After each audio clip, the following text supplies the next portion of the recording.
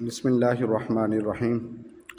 رسول اللہ صلی اللہ علیہ وسلم کی ایک بہت ہی پیاری حدیث ہے۔ حضرت عائشہ رضی اللہ تعالی عنہ سے یہ روایت منقول ہے۔ ایک شخص نے رسول اللہ صلی اللہ علیہ وسلم کی خدمت میں آ کر آپ سے پوچھا، یا رسول اللہ صلی اللہ علیہ وسلم، کون سی دعا افضل ہے؟ تو رسول اللہ صلی اللہ علیہ وسلم نے ارشاد فرمایا، اپنے لیے دعا مانگنا، اپنے لیے دعا کرنا، یہ سب سے افضل ترین دعا ہے۔ اب انسان اللہ تعالیٰ سے جب دعا مانگتا ہے تو وہ ظاہری بات ہے کہ وہ اپنی ضروریات کے لیے دعا مانگتا ہے۔ سب سے جو بڑی ضرورت ہے انسان کی وہ یہ ہے کہ انسان کا مالک اور خالق جو اللہ تعالیٰ کی ذات ہے وہ انسان سے راضی ہو جائے، کسی طریقے سے اللہ کی رضا، اللہ تعالیٰ کی خوشنودی حاصل ہو جائے، اور اللہ تعالیٰ آخرت میں میری بخشش کر دے اور مجھے جہنم سے نجات عطا فرما دے اور مجھے جنت عطا فرما دے۔ اور یہ سب سے بڑی انسان کی ضرورت ہے۔ اس کے علاوہ انسان کی دیگر ضروریات بھی ہیں، جو دنیاوی ضروریات ہیں، گھر کی ضرورت ہے، یا اس کے علاوہ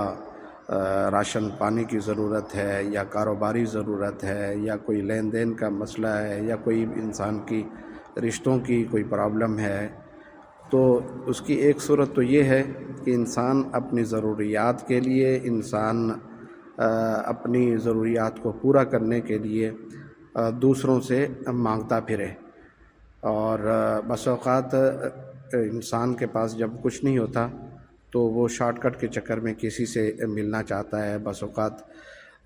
اس کو قرض کی امید ہوتی ہے تو وہ قرض لینے کی کوشش کرتا ہے، یا ویسے ہی کوئی مدد حاصل کرنے کی کوشش کرتا ہے، کسی کے سامنے اپنی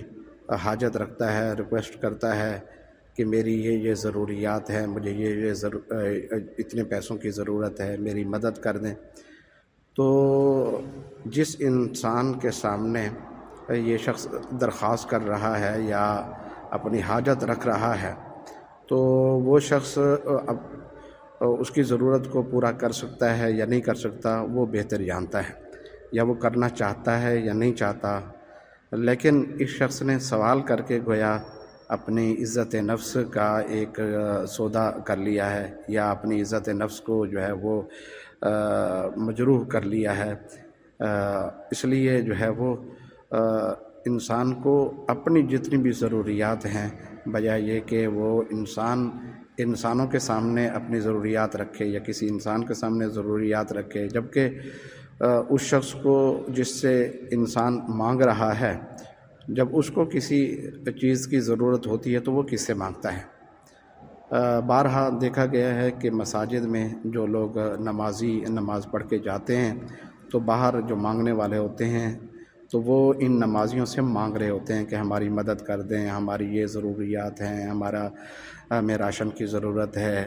ہمارے گھر میں کوئی پرابلم ہے، بیماری ہے، تو ہمیں اتنے پیسوں کی ضرورت ہے، یہ اس کے کاغذات ہیں، ڈاکٹر نے یہ لکھ کے دی ہیں دوائیں وغیرہ۔ تو وہ یہ نہیں سوچتے کہ جو لوگ مسجد سے نکل کے آ رہے ہیں وہ کس سے مانگ کے آ رہے ہیں، انہوں نے کس کے سامنے اپنے آپ کو جھکایا ہے، کس کے سامنے انہوں نے لجاجت کی ہے، عاجزی کی ہے، کس کے سامنے وہ عبادت کر کے آ رہے ہیں، کس کے سامنے وہ دعائیں مانگ کے آ رہے ہیں۔ جو ان کی دعائیں سنتا ہے کیا وہ ہماری دعائیں نہیں سنے گا؟ جو ان کی ضروریات کو پورا کرتا ہے کیا ہماری ضروریات کو پورا نہیں کرے گا؟ تو اس لیے ہمیں اپنی ضروریات کے لیے، چاہے وہ اخروی ضروریات ہوں، چاہے وہ دنیاوی ضروریات ہوں، چاہے وہ معمولی ہی چیز کیوں نہ ہو، تو وہ ضرورت اس کائنات کے سامنے، اس خالق و مالک کے سامنے رکھنی چاہیے جس کے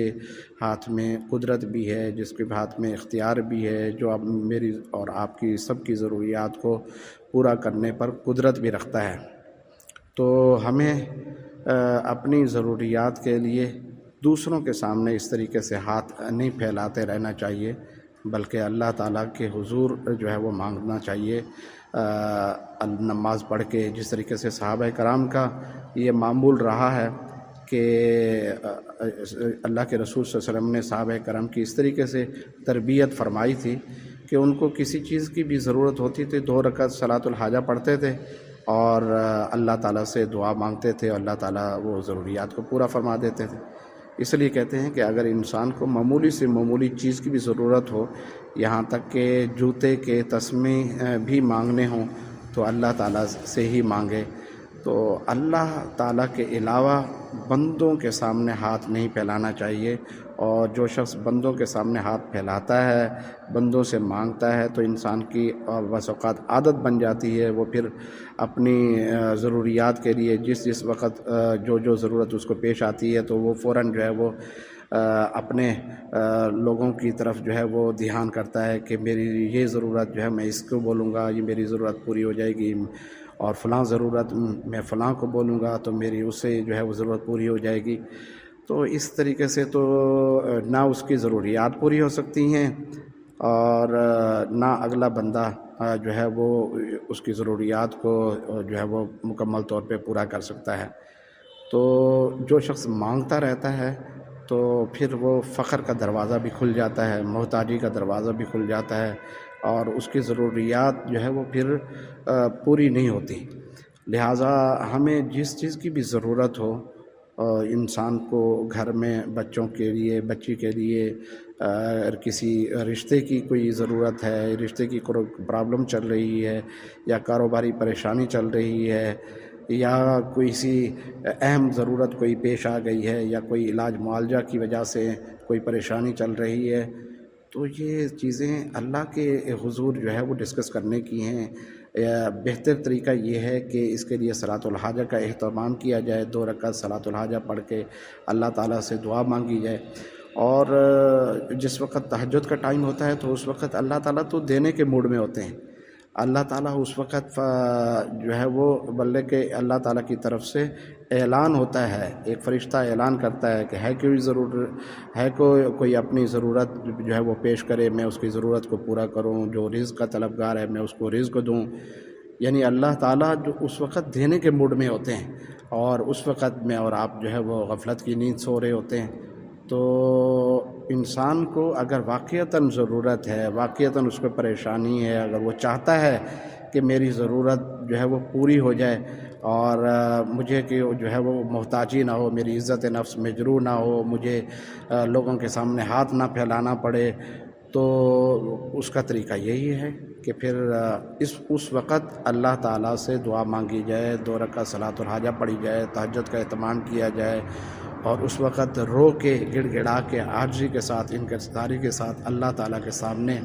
اپنی حاجات رکھی جائیں، اپنی وہ ضرورت رکھی جائے جو درپیش ہے، جس کی وجہ سے انسان کی بس اوقات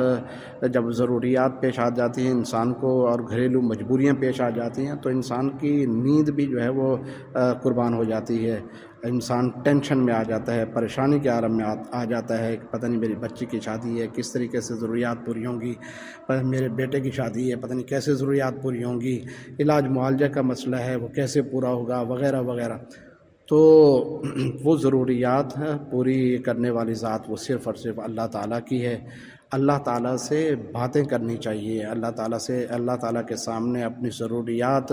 اس طریقے سے رکھنا چاہیے کہ ہمیں یقین ہو کہ واقعی اللہ تعالیٰ میری ضروریات کو پورا کرنے پر نہ صرف قادر ہیں بلکہ وہ میری ضروریات پورا کر بھی دیں گے۔ تو اس طریقے سے پھر ہمیں جو ہے وہ دوسروں کے سامنے ہاتھ پھیلانے سے جو ہے وہ پہلے دوسروں کے سامنے ہاتھ پھیلانے سے کی بجائے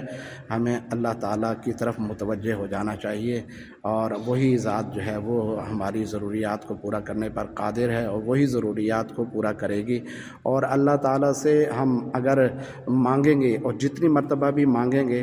تو اللہ تعالیٰ جو ہے وہ خوش ہوگا۔ اگر انسان سے آپ مانگتے ہیں، ایک مرتبہ مانگیں گے، ہو سکتا ہے وہ ضرورت پوری کر دے، دوسری دفعہ مانگیں گے، ہو سکتا ہے ضرورت پوری کر دے،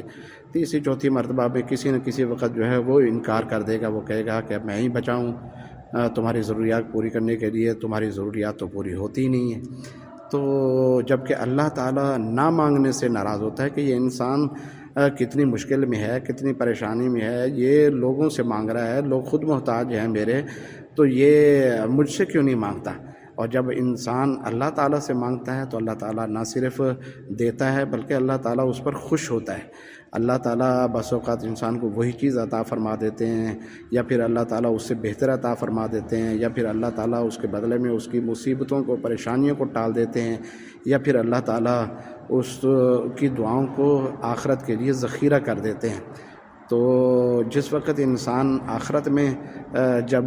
دیکھے گا کہ میں نے جو دعائیں مانگی تھی مجھے ان دعاؤں کا آج صلہ ملا ہے، تو اس وقت وہ تمنا کرے گا کہ کاش میری دعا تو وہاں پہ قبول نہ ہوئی ہوتی، آج مجھے اس کا انعام و اکرام جو ہے وہ یہاں مل جاتا۔ تو بہرحال ہمیں اللہ تعالیٰ کی طرف متوجہ ہو جانا چاہیے۔ جب بھی انسان کے اوپر آزمائش آئے، پریشانی آئے، یا حالات آ جائیں، یا تنگی آ جائے، تو اس وقت جو ہے وہ ہمیں اللہ تعالیٰ کی ذات کی طرف متوجہ ہو جانا چاہیے۔ اگر ہم اللہ تعالیٰ کی ذات کی طرف متوجہ نہیں ہوتے تو ادھر ادھر جو ہے لوگوں سے مانگتے رہتے ہیں، تو پھر ہماری ضروریات پوری بھی نہیں ہوتی، اور وہ پھر آزمائش جو ہے وہ پھر آزمائش بڑھتی چلی جاتی ہے اور وہ عذاب کی شکل اختیار کر لیتی ہے۔ جبکہ ہماری جو آزمائش ہے، اگر ہم اس آزمائش میں اللہ تعالیٰ کی طرف متوجہ ہو جائیں، اللہ تعالیٰ سے مانگیں، اللہ تعالیٰ کی طرف رجوع زیادہ جو ہے وہ کریں، اس کی طرف متوجہ ہو جائیں، تو وہی جو آزمائش ہے وہ رحمت بن جاتی ہے، کیونکہ وہی آپ کی اللہ تعالیٰ کے قریب کرنے کا ذریعہ بنی ہے۔ تو بہرحال ہمیں اللہ تعالیٰ سے ہی مانگنا چاہیے۔ اللہ تعالیٰ مجھے اور آپ کو اس کی توفیق عطا فرمائے، اور ہم دوسروں سے مانگنے والے نہ بنیں بلکہ صرف اور صرف اللہ تعالیٰ کی ذات سے ہی مانگنے والے بنیں۔ اللہ مجھے اور آپ کو اس کی توفیق عطا فرمائے، آمین یا رب العالمین۔